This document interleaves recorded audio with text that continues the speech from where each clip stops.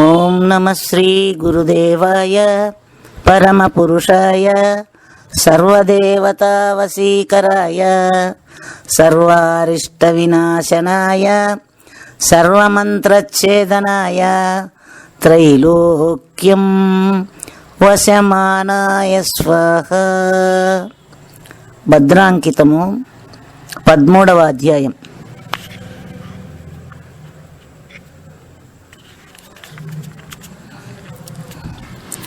అల భద్రాచలమనిన బయలుగా గుర్తెరుగవలయు ఎరుకను విష్ణువందుల దోచి గురుని కృపచే నిలువక విష్ణుమెగిరిపోతే నిశ్చయమదెరా కృష్ణదాసు నిశ్చయమిదేరా.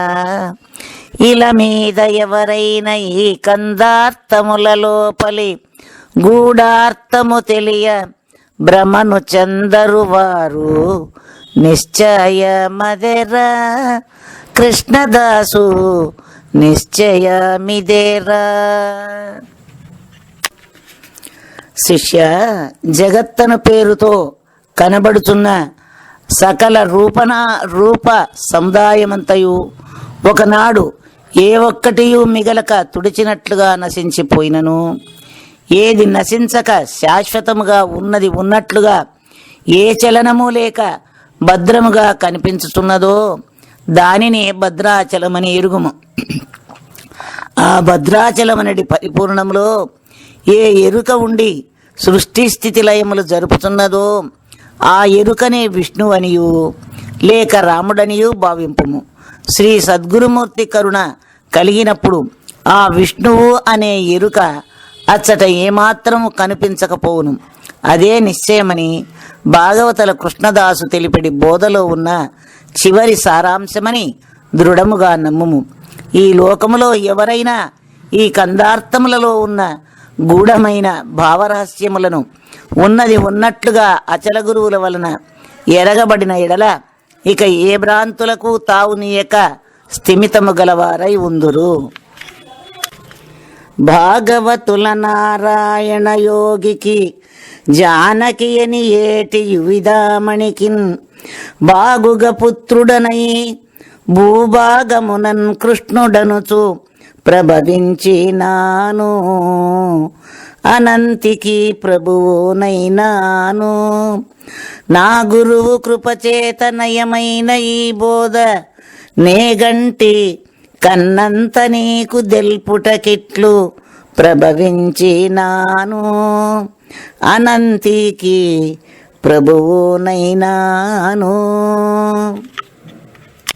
శిష్య, నా ప్రాప్తము కొలది నాకు జన్మనిచ్చిన భాగవతుల నారాయణ యోగికిని ఆయన సతీమణి అయిన జానకమ్మ అను దంపతులకు పుత్రుడుగా జన్మించి ఈ ప్రపంచములో కృష్ణయ్య అనే పేరు కలిగి అనంతమ్మ అనడు సాధ్వీలలామకు భర్తగా అయితిని.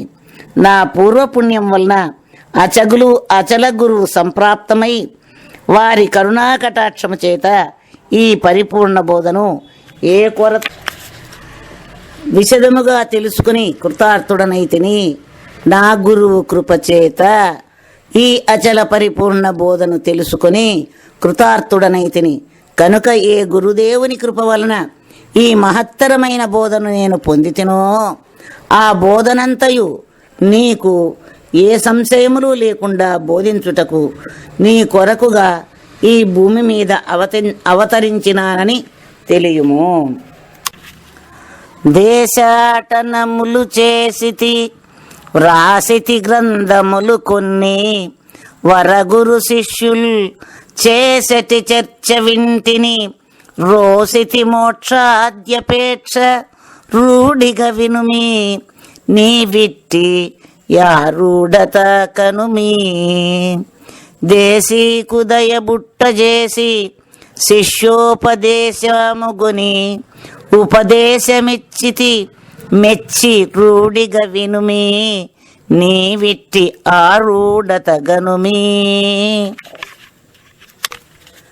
శిష్య, ఈ సత్యమైన అచలబోధ కొరకు దేశ దేశములనయు దేశ దేశములన్నీయు తిరిగి తిని అనేక చోట్ల గురుపుత్రులు ఒకరితోనొకరు వాదించుకొని వాదోపవాదములన్నీ వింటిని. గ్రంథములు కొన్ని వ్రాసి తిని. మోహక్షయే మోక్ష అని ఒకరు తన్నివృత్తో మోక్ష అని ఒకరు శృతులలో తెలుపుట విని నాకు కలిగిన అనుభవముతో ఆ మోక్షముపై కూడా ఆశను వదిలిపెట్టి నిర్భయముగా నిబ్బరముగా కదలక ఉంటిని. అటులనే నీవు కూడా అట్టి నిబ్బరము గలవాడవై ఉండుము. నీవు నాకు చతుర్విధ శుశ్రూషలు చేసి నీ మీద నాకు దయబుట్టులాగున మెలిగినందునకు నిన్ను నేను మెచ్చుకొని నీ మీద కరుణచే ఈ అచల బోధలో ఉన్న ధర్మమర్మములెల్లయూ తెలియపరిచితిని. కనుక నీవును నా వలనే ఈ బోధ యందు అనుభవము కలవాడవై ఆరూఢతలో ఉండవలైనని కోరుచున్నాను. నమోక్షో నభసః నపాతాళేన నభసః భూతలే అజ్ఞాన హృదయ గ్రంథే నాశో మోక్ష ఇతి స్మృతః. ఆకాశమందు మోక్షము లేదు, పాతాళమందు మోక్షము లేదు, భూతలమందు మోక్షము లేదు. అజ్ఞాన హృదయ గ్రంథి యొక్క నాశనమే మోక్షము అనబడును.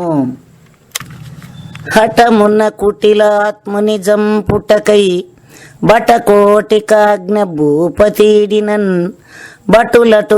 బటులటువలె చేసటి లోపల కుటిలుడు బడిన పాట్లు పాటించి కనునా అట్లనే గురుని నోట తావినేనా.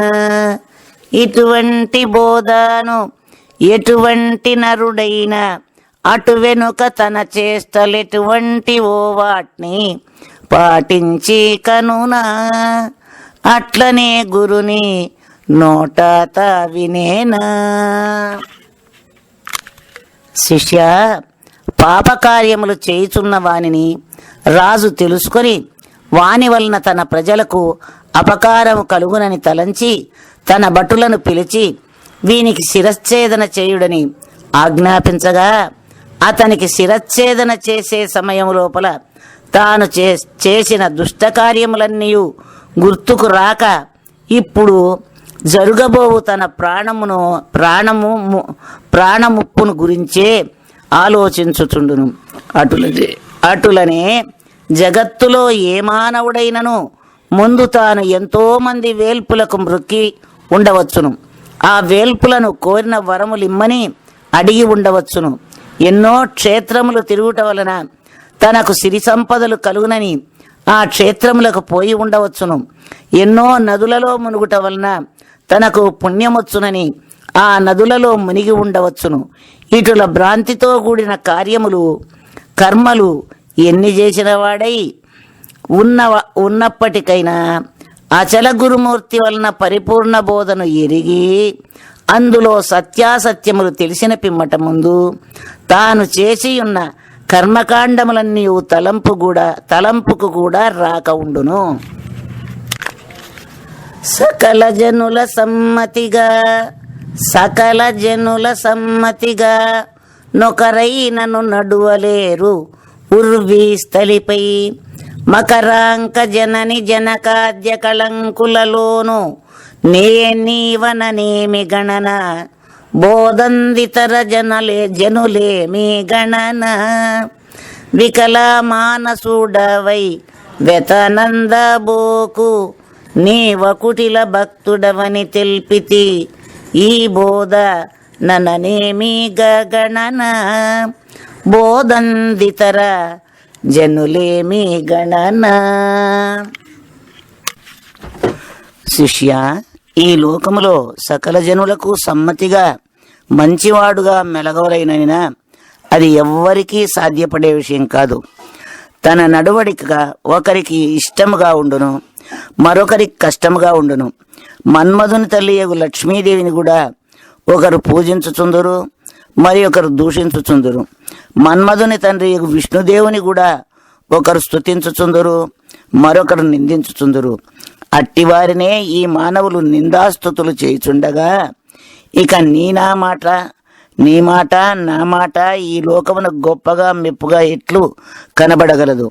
అట్లగుట వలన ఈ పరిపూర్ణ బోధన కూడా సుకృత జన్మ పుణ్య విశేషము గలవారే అర్థం చేసుకుని మెచ్చుకొని సుందురు గాని తదితరులకు మాత్రమే ఈ బోధ ఇష్టముగా ఉండక బాధను కలిగించుచుండును. అంత మాత్రమున నీవు వికలము గల మనసు గలవాడవై ఈ బోధను జారవిడుచుకొని తర్వాత కష్టములలో పడబోకు. అట్టి మాటలకెల్లా నునసివ్వని దృఢప్రజ్ఞ గలవాడవని నీ మీద నమ్మకముతో ఈ బోధను నీకు తెలిపితిని. కావున దీన్ని నీవు భద్రముగా దాచుకొని బోధలో ఉన్న గొప్పతనమును గ్రహించుకుని ఉందువే కాని అల్పుల మాటలకు బలహీనుడవై బంగారం లాంటి ఈ బోధను పాడు చేసుకొనకుము. దారిని పోచున్న వానికి సుందరమైన బంగారు వస్తువు కనబడినచో ఆ వస్తువును చూచి దీనిని ఎంత నేర్పరి అయిన పనివాడు చేసి ఉండును అతనిని చూచిన బాగుండునని తలంపగలుగును. అట్లే పరిశుద్ధమైన అచల బోధకులను దర్శించవలెనని సత్యప్రబోధకులు అభిలాషపడుచుందురు. బలదన విద్యలు దుష్టుల కిలగల్గిన నరుల నొంతురీర్ష్యమునన్ బలదన విద్యలు శిష్యుల కిలగలిగిన నరుల బ్రోతురెంతో మోదమున నీవి రెంటి ఎరిగి మోదమున కలలోననైన దుష్టుల చెంత చేరకు మెలమి శిష్టుల చెంత కలనైన వదలకు ఎంతో మోదమున నీవి రెంటి నెరిగి మోదమున. శిష్య, ఈ ప్రపంచములో దుర్జనులుగా ఉన్న వారికి బలము ధనము విద్యయు కలిగిన ఎడల ఇతరుల బలధన విద్యలు చూచి ఓర్వజాలక వారిపై అసూయ ద్వేషభావము గలవారలై వారులను ఏ విధముగానైనా మరలా పైకి లేవనీయక సర్వనాశనము చేయవలెనని ఆలోచించుచుందురు. అదే బలము ధనము విద్యయు సజ్జనులకు కలిగినేని ప్రజల యందు దయగలిగిన వారలై వారికి తగిన మేలును చేయుచు సమయం వచ్చినప్పుడు వారికి చేతనైన సహాయం చేయుచుందురు. ఈ రెండు విధముల వారిని నీవు తెలుసుకుని వారి మనస్తత్వములను గ్రహించుకుని కలలోనైనా దుష్టుల చెంత చేరకము, సజ్జనులను మరిచిపోక ఉండుము. అటులనే భ్రాంతులతో బాధింపబడే బోధలను వినబోకుము. ఉన్నది ఉన్నట్లుగా తెలిపి సంశయములను రహితపరచి శాంతిని కలుగజేయు పరిపూర్ణ బోధను మాత్రము విడువబోకుము. ఎల్లప్పుడూ పరిపూర్ణ బోధనే విచారించుచుండుము. అందమగు స్వాతి వర్షపు బిందువులెందెందుబడునో పృథివిని తద్బిందువులు ఉపాధి వశమున చెందును తగు నామరూప చేష్టాధికమును. అట్లనే నీవు చెందే విన్నియును మందితో జతగూడి మాట్లాడినంతలో అందుకే సహవాస మరయుము తగుదాన్ని చేష్టాధికమును. అట్లనే నీవు జందే విన్నియును. శిష్య, స్వాతి కార్తిలో పడిన వర్షపు బిందువులు ఆయా ఉపాధులను బట్టి రూపనామములు దాల్చుచున్నవి. అది ఎట్లనగా పంట పొలములలో పడిన వర్ష బిందువులు ధాన్య రూపములవుచున్నవి. ముత్యపు చిప్పలో పడిన వర్ష బిందువులు మంచి ముత్యములవుచున్నవి. అడవులలో ఉన్న ఏడాకుల అరటి మొగ్గలో పడిన వర్ష బిందువులు పచ్చకర్పూరమవుచున్నది. చవిటి నేల మీద పడిన వర్ష బిందువులు ఉప్పు నీరవుచున్నది.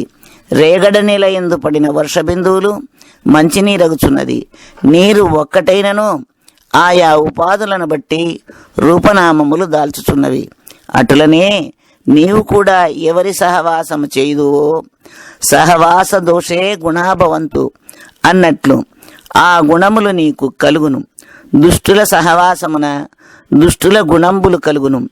సజ్జనుల సహవాసంబున మంచి గుణంబులు కలిగి 10 మందిలో నీవు మంచివాడవని గౌరవింపబడుచుందువు. అందుకని చెడ్డవారి సహవాసము కలలోనైనా చేయక మంచివారితో సహవాసం చేయుటకు నేర్చుకునుము.